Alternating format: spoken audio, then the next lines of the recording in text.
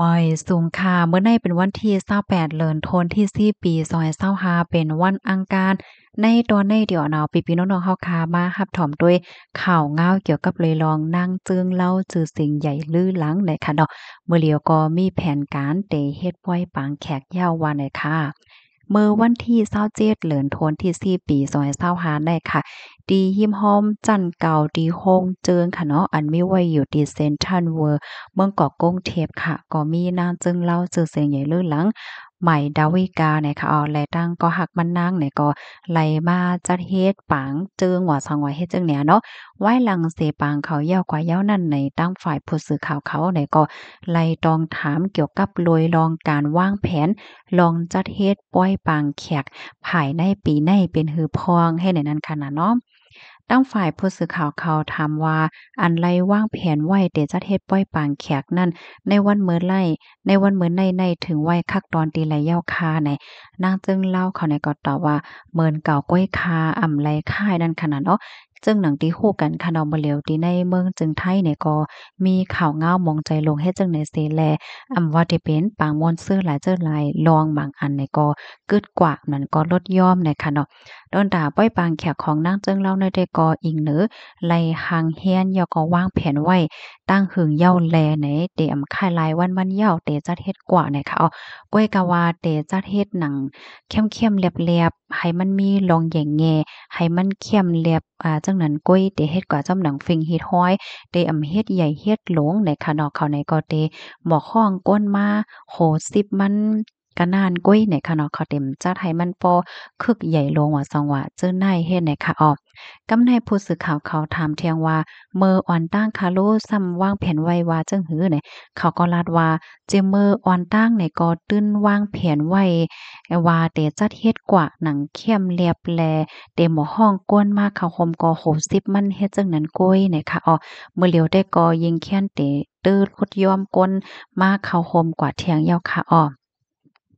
เขาในก็เตขับขึงเฮ็ดสร้างกว่าย้อนเพราะว่าตาได้เฮ็ดปล่อยปางแขกในก็ไหลหางแฮนมาข้าวตั้งในก็หึงยาวเฮ็ดจังไหนอ้อเงาลายกูลองก็พร้อมยาวตอนตา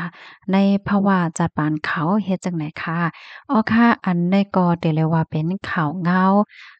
หลีตอนตานั่งจึงเล่าก็ในเนี่ยค่ะเนาะเปิ้นเนี่ยก็วางแผนดีๆเฮ็ดปล่อยปางแขกยาวได้ค่ะได้เป็นวันไหลมื้อไหลได้ก่อมคู่ได้ค่ะก็เป็นได้ก็ได้เป็น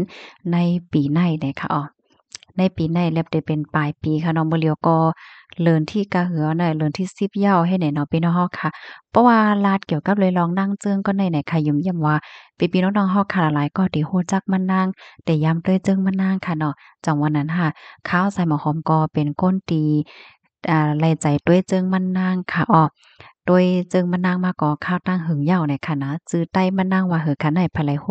จอยลาดปันอีกหนึ่งเนี่ยค่ะย่อก็แค่ปันตั้งหันถึงอีกหนึ่งค่ะเนาะ คาหันขาสองก่อใน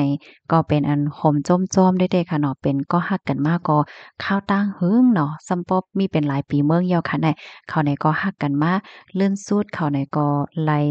เฮ็ดปล่อยปังแขกค่ะเนาะก็ได้เลยว่าวางแผนที่เฮ็ดปล่อยปังแขกกันกว่าในอันนี้ก็เป็นอันโหมจ้อมๆได้เด้ค่ะเนาะได้เลยว่านำหยาดผ่านอ่อนกันอันแต้เฮ็ดให้เขาก็เบิ่งหังในพี่น้องค่ะจ่องฟังด้วยค่ะนั่งเจิงเล่าหมางก่อใน มังก็ในเขาเนี่ยก็มีก็ฮักมากค่ะเนาะข้าวตั้งก็จำ10 ปีเป็นหลายปีให้ไหนเลื่อนสุดในมังก็ค่ะนะนางเจิ้งเล่ามังก็ในเลื่อนสุดก็กว่าแต่นาเฮิรนจ้อมอันเป็นสัทเทโลงว่าเฮาว่าเฮ็ดแหน่เนาะพี่น้องค่ะจงหันแม่นค่ะก้อยก็ว่านางเจิ้งก็ในได้ก็ต่างก็ฮักมันนางเสเป็นก็กูเป็นก็ฮักกันมาหึงเลื่อนสุดก็กบกูเอากันเนี่ยก็หอมจ้อมๆแต้ๆเนี่ยค่ะนะอ๋อค่ะพี่น้องค่ะรับถอมยาวหันเถินจึงหือพองปยก็แทงอันหนึ่งอันไข่ปันตั้งหันถึงค่ะเนาะ นั่งเจิงเล่าในเปิ้นก็เป็นก้นหังหลีจือเสียงใหญ่ลื่นหลังค่ะเนาะเลอใส่นั่นแกว้มกล้าเป็นสะเทศหลงเปิ้นก็มีเป็นก็มีเงินมีหังให้เนี่ยเนาะก้อยกะว่าเปิ้นก็ได้เฮ็ดปล่อยปางแขกในเฮ็ดหนังเข้มๆเรียบๆจำหนังฟิงเฮ็ดห้อยก้อยเนี่ยค่ะเนาะเปิ้นเต็มเฮ็ดใหญ่เฮ็ดโลงให้มันเสียเงินใหญ่เงินหลงอีหังเฮ็ดได้นะข้าวเนี่ยก็ไลก็อ่านถ้วยตั้งหันถึงค่ะเนาะก็มีคนตั้งนำตั้งหลายตีอันเปิ้นมาเตรียมปันตั้งหันถึงแล้วก็หันถึงจ้อมนั่นค่ะน่ะเนาะ เฮ็ดจำหนังฟิงเฮ็ดห้อยมีไว้นั่นหลีเหย่าในมังป้อมังไล ก้นเฮาก้อนหนึ่งแล้วก้อนหนึ่งมันก็เหมือนกันเนาะบางก้อนเนี่ยก็สูงเฮ็ดใหญ่เฮ็ดหลงเฮ็ดใหญ่เฮ็ดหลงก็มันก็จะจ่ายเงินนำแห้งหนาเนี่ยเนาะบางก็เพิ่นก็ว่าเป็นตัวอย่างดีหลีนั่นขนาดเนาะเพื่อตะลดย่อมไหลรองการใช้จ่ายว่าในอติกามันได้ก่อก้นหลุกปองใจกันหลกเข้าใจกันแฮวก็เฮ็ดหนังฟิงเฮ็ดห้อยนั่นก้อยอันลำลองและลองใหญ่มันเฮ็ดไหนค่ะเนาะ ลองเตนะเฮิรนในลองปล่อยปางแขกในบ่ถามว่ามันหลึมลองหามันก็ลำลองค่ะเนาะก้อยก็ว่าเฮ็ดให้มันจ้อมหนังฟิงเฮ็ดฮ้อยและจ้อมหนังปักเปิงเฮ็ดนั่นก็มันก็กลุ่มทนยาวค่ะนะตอนนั้นทหารถึงค่ะเฮียงไรวันนั้นใดมันก็ได้เอาเงินอันเก็บหอมตอมจู้มาตั้งโจตั้งหังนะบางก็ได้ไปกว่าโกเวินแทงลูกก่อนค่ะนะมาเฮ็ดย่อยเฮ็ดหลงเฮ็ดปางมนต์ส่งได้เด้อว่านั่นอันนั้นมันเซ็งเงินนำนั้นค่ะนะเนาะ เพราะว่าเฮามาด้วยปางแขกในอติกาเปิงโหลมันได้กอที่หนึ่งค่ะเนาะกอกันต้อปอแม่ปอเฒ่าแม่แก่เฮ็ดตั้งเหลโกสวยแล้วก็อันที่สองก็เหมือนจังหนังว่าจ้อมหมายมีค่ะเนาะเหมือนหนังว่าเปิ้นฮ้องว่าจังหือลงลายมือว่าหังว่าอันเนี้ยลำลองให้ในนั้นขนาดเนาะจองแม่นค่ะพี่น้องคะรู้ซ้ำหันถึงจังหือพองเนี่ยค่ะเนาะจังหือก็ปันดาหันถึงมาหลายค่ะนะย้อนให้กูก็อยู่เลยกินหวานกันค่ะคอมเมนต์ตอนในคาเลปีมาที่ห้องการข่าวสดออกไว้ในออกมอยทรงค่ะ